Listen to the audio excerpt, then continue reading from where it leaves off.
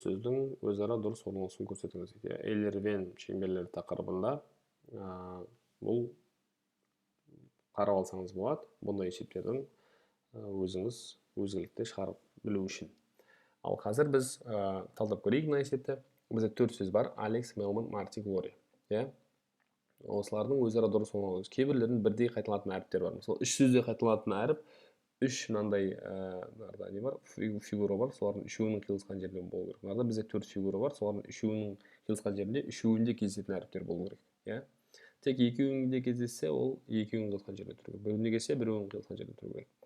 Яғни бізге жауаппен жұмыс істеп шыққан дұрыс, және шығару жолында көрсете аламыз сіздерге. Жауаппен жұмыс істесеңіз қараңыз. Мысалы, егер мен С жауабына қарайтын болсам, ада Г мен Я тұр. Г мен Я ол тек қана Глорияда бар әріптер. Сондықтан бұл 4 бұрыштың ішінде тұрғандықтан шаршы. Бұл шаршы ішінде тек қана Глория сөзінің әріптері тұру керек. Яғни бұл сөздерден, бұл әріптерден Глория сөзі шығару керек, яғни басқа әріптер тұрмау керек. Г, Л, О, Р, И, Я, осы келеді екен. Т қараңыз. Т тек бізде Мартиде бар, басқа ешкімде жоқ. Сондықтан бұл мына жерде мынау фигура, ол Мартидің әріптері ғана шығу керек. М, А, Р, Т, И, бірақ Л да тұр. Марти сөзінде Л әріпі жоқ, сондықтан С болмайды. Яғни осындай бір тексеру жасап шықсаңыз, сіз дұрыс вариант тауып бере аласыз. Ал шығару жолына келетін болсақ, бұндай жалпы есептерді қалай шығарамыз? Алекс сөзінің әріптерін барлық жазыңыз, бірақ бір әріпті қайталамай бір әріп жазыңыз. Алекс.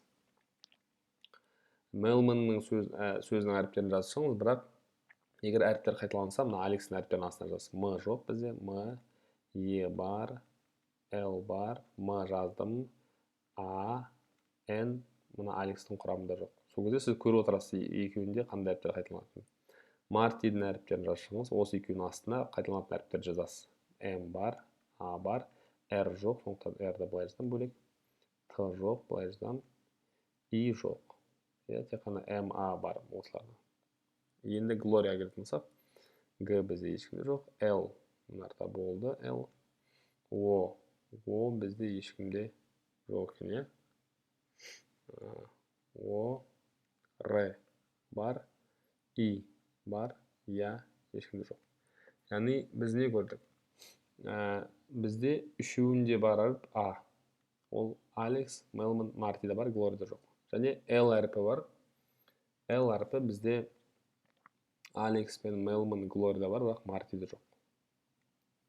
Және екі әріптен R бар, екі И бар, екі М бар, екі Е бар. Және әрқайсының өзінің әріптері бар, ешкімде жоқ. Мысалы, Алекстен К мен С ешкімде жоқ. Мысалы, А вариантында мен С пен К тұр, ол Алекстің сөзінен болу керек, А, Л, Е, К, С болса, бірақ О тұр, О дұрыс емес.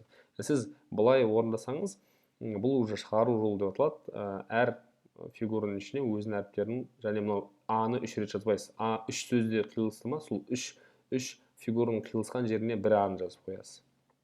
Бұл шығару жолы. Яғни бұны аралай жалғастыру керек, әрине. Салып, солардың ішіне қойышу керек. Бірақ мына жағдайда сіз әрине жауаппен жұмыс істеп шыққаныңыз болады. Жүк көлігінің жылдамдығы 60 км/сағат. В жүк көлікте бізде 60 км/сағат. Ал жеңілдікі одан 3-4 есе көп. Есе көп деген сөз, оған көбейтіңіз. 60-ты 3-4-ге көбейтіңіз. 60-ты 3-4-ге көбейтсек, көбейтілген 3-мізбен 60-мыз қысқарады, 20-20-ны 4-ке 80 болады. Яғни бізде жеңіл көліктің жылдамдығы шығады. В жеңіл көліктің жылдамдығы шығады 80 км/сағат.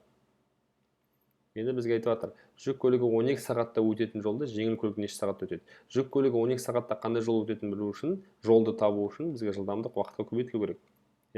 Сондықтан мен жүк көлігінің қандай жолда жүретінін білу үшін, жүк көлігінің жылдамдығын жүк көлігінің уақытына көбейтемін. Оның жылдамдығы 60, уақыты 12, демек мен 60-ты 12-ге көбейтсем, жүк көлігінің өтетін жолы шығады. Бірақ оны көбейтіп есептемей-ақ қояйын. Бірден жеңіл көлік неше сағатта өтеді? Осы жолды жеңіл көлік неше сағатта өтеді? Уақыт табу үшін мен мына табылған жолды жылдамдыққа бөлемін. Кімнің жылдамдығына? Жеңілдің жылдамдығына. Неге жеңілдің жылдамдығы? Себебі жеңілдің уақыт табу үшін жеңілдің жылдамдығына бөлу керек. Сол кезде қысқарту орындағаннан кейін барып, егер қысқармай қалса, көбейтесіз, бөлетін сандарды бөлесіз, сол кезде жауап шығады.